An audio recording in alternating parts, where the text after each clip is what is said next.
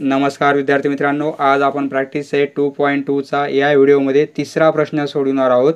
यापूर्वीचे दोन प्रश्न आपण व्हिडिओमध्ये सोडवलेले आहेत, त्याची लिंक तुम्हाला डिस्क्रिप्शनमध्ये दिलेली आहे। आज या व्हिडिओमध्ये आपण तिसरा प्रश्न सोडवूया। Represent the numbers √5 and √10 on a number line. √5 and √10 हे नंबर आपणास नंबर लाईनवर रिप्रेझेंट म्हणजे इंडिकेट करायचे आहेत। सोडूया। मित्रांनो, स्केल आणि कंपासच्या साहाय्याने आपण समजा हे 2 सेंटीमीटर डिस्टन्स घेतलं तर 2 सेंटीमीटर रेडियस असणारं सर्कल आपण असं काढू शकतो। जर आपण 3 सेंटीमीटर डिस्टन्स घेतलं तर म्हणजे 3 सेंटीमीटर डिस्टन्स असणारा आपण सर्कल काढता येईल आपणास। पण आपणास √5 हे डिस्टन्स स्केलवर घेता येईल का?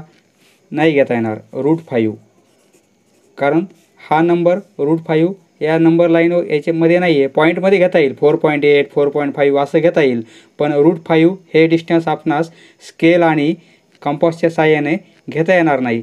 तरी आपण आज ह्या कंपासच्या साहाय्याने √5 हे डिस्टन्स कसं घ्यायचं ते आपण आता पाहूया। त्यासाठी आपण एक असा राईट अँगल ट्रायंगल काढू की ज्याचा बेस 2 युनिट असेल आणि हाईट 1 युनिट असेल। हा बेस 2 युनिट आणि height 1 unit right angle triangle आहे। हा समजा OAB हा राईट अँगल ट्रायंगल काढला। ही हाईट घेतली 1 युनिट आणि 2 युनिट। तर आता हे डिस्टन्स 2 आहे, हे डिस्टन्स 1 युनिट आहे। तर यावरून हा हायपोटेनस आहे राईट अँगल ट्रायंगल असल्यामुळे, त्यामुळे ही साईड आपणास कॅल्क्युलेट करता येईल पायथागोरस थेरम यूज करून।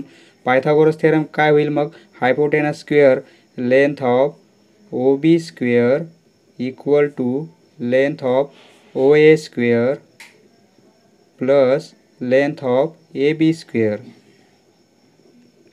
तर OAचं डिस्टन्स आपण 2 युनिट घेतलेलं आहे, म्हणजे 2चा स्क्वेअर प्लस 1चा स्क्वेअर इक्वल टू 2चा स्क्वेअर 4 आणि 1चा स्क्वेअर 1 इक्वल टू 5 येईल।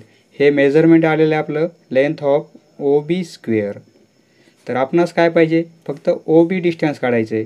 देअरफॉर लेंथ ऑफ OB जर स्क्वेअर रूट घेतला आपण तर 5चं स्क्वेअर रूट √5 येईल आणि OB स्क्वेअरचं स्क्वेअर रूट फक्त OB होईल। म्हणजे OBची लेंथ किती आली? √5 म्हणजे हे डिस्टन्स किती आहे? √5। जर आपण कंपासमध्ये आता हे असं √5 मग हे डिस्टन्स एवढं घेतलं तर √5 या डिस्टन्सला म्हणू शकतो आपण। आता हाच राईट अँगल ट्रायंगल आपणास नंबर लाईनवर काढायचा आहे। तर आपणास हे बॉटमला 2 युनिट डिस्टन्स घ्यायचं होतं, म्हणजे हा 0 पासून आपण 2 युनिट डिस्टन्स घेऊ, म्हणजे फ्रॉम 0 to 2 हे किती आहे डिस्टन्स? 2। आता 2 पॉईंटवर आपणास एक परपेंडिक्युलर काढायचा आहे, त्याचं डिस्टन्स 1 युनिट घ्यायचं आहे। परपेंडिक्युलर काढण्यासाठी सेट स्क्वेअर यूज केला तरी चालेल, म्हणजे ही स्ट्रेट लाईन होईल अशी येईल। हा इथे 90चा अँगल होईल आपला। तर आता ह्या 2 पॉईंटवर या लाईनवर 1 युनिट डिस्टन्स घ्यायचं आहे आपणास। ज्याप्रमाणे येथे घेतलं होतं आपण तसं येथे घ्यायचं आहे 1 युनिट, म्हणजे 0 to 1 हे जेवढं डिस्टन्स आहे तेवढं आपणास कंपासमध्ये घ्यायचं आहे आणि ह्या 2 पॉईंटवरून येथे आर्क करायचा आहे। म्हणजे हा पॉईंट मिळाला आपणास, त्या पॉईंटला आपण येथे B ने इंडिकेट केलं तर आपण येथे B ने इंडिकेट करू। ओके, मग आता हा पॉईंट सपोज या पॉईंट हा 0 आहे आणि येथे O कन्सिडर करू, कारण तो ओरिजिन आहे ना। येथे O हा 0 आणि O आहे, म्हणजे O आणि B हे डिस्टन्स आपण आता मॅच करून घेऊ। O आणि B हे डिस्टन्स आपलं 1 युनिट आहे, बरोबर आहे।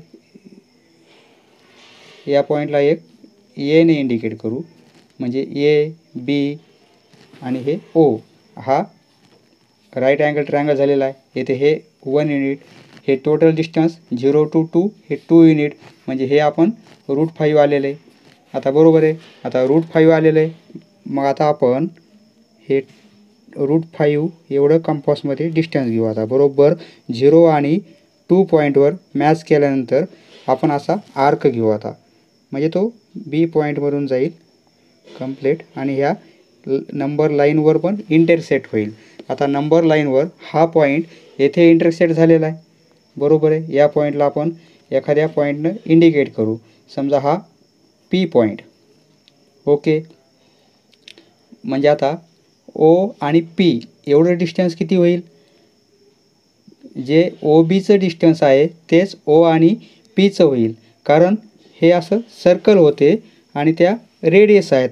म्हणजे O B distance O B length of O B equal to length of O P length of O P equal to radius होईल.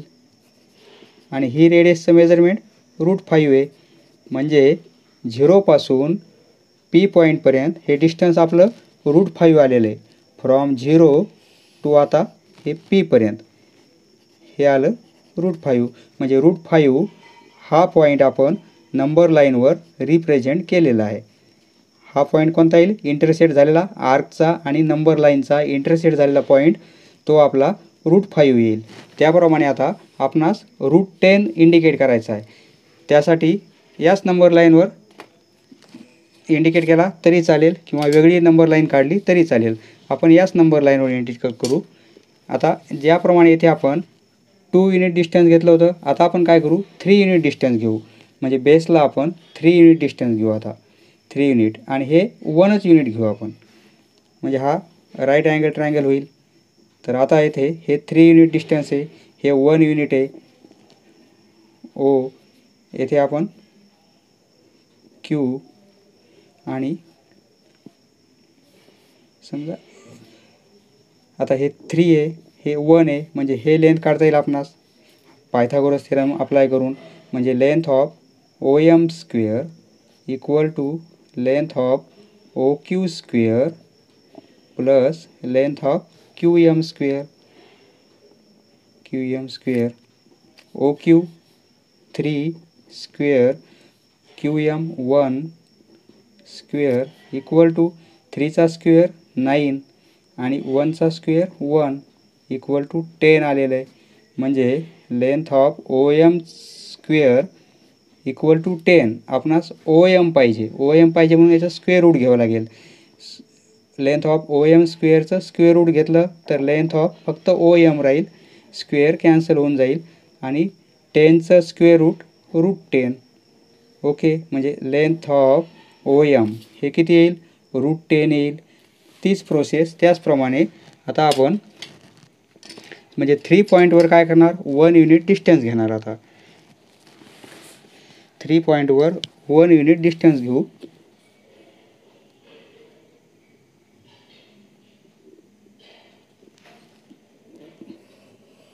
एक्सटेंड केलेलं आहे आपण.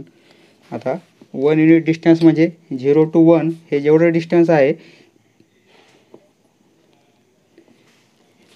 त्या 3 पॉईंटवर इथे आर्क काढणार आपण. म्हणजे एक पॉईंट मिळेल आपणास. हे इथे 90चा अँगल आहे. त्या पॉईंटला आपण एमने इंडिकेट करू. हे डिस्टन्स 1 युनिट घेतलेलं आहे.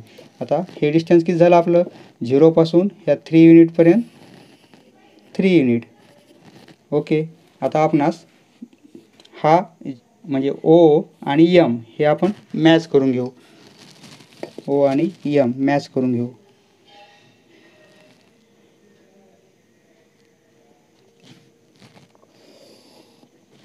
म्हणजे आता ह्या पहिल्या ट्रायंगलचा विचार करू नका. आता या ट्रायंगलचा विचार करू. हे डिस्टन्स म्हणजे 0पासून येथे एक पॉईंटला आपण क्यूने इंडिकेट करू. म्हणजे ओ क्यू हे डिस्टन्स 3 आहे, क्यू एम हे 1 आहे. तर हा हायपोटेनस होतो आहे या राईट अँगल ट्रायंगलमध्ये आणि हे आपलं डिस्टन्स √10 आलेलं आहे. बरोबर आहे. म्हणजे ओ आणि एम हे डिस्टन्स किती आहे? √10. मग आता आपण कंपासमध्ये तेवढं डिस्टन्स घेऊ. हे डिस्टन्स कंपासमध्ये घेतलेले आपण. आता इथे मग असा आर्क करू आपण असा. म्हणजे आता हे रूट 10 रेडियस असणारा आपण आर्क काढलेला आहे. हा म्हणजे ह्या नंबर लाईनला ज्या पॉईंटमध्ये इंटरसेक्ट होतो त्याला एक नेम देऊ आपण. सपोज आर, म्हणजे आर पॉईंट कोणता झाला आपला? रूट 10चा. हा आर पॉईंट रूट 10चा, म्हणजे रूट 10ची व्हॅल्यू किती येईल? 3पेक्षा जास्त येईल. आणि रूट 5ची व्हॅल्यू किती येईल? 2पेक्षा जास्त येईल. हा आर पॉईंट आपला रूट 10 आहे आणि पी पॉईंट आपला रूट 5 आहे. याप्रमाणे नंबर लाईनवर आपण पी आणि क्यू म्हणजे रूट 5 आणि रूट 10 हे नंबर इंडिकेट केलेले आहेत. समजलं मित्रांनो? धन्यवाद. पुढचा व्हिडिओ पाहण्यासाठी चॅनल सबस्क्राईब करा. धन्यवाद.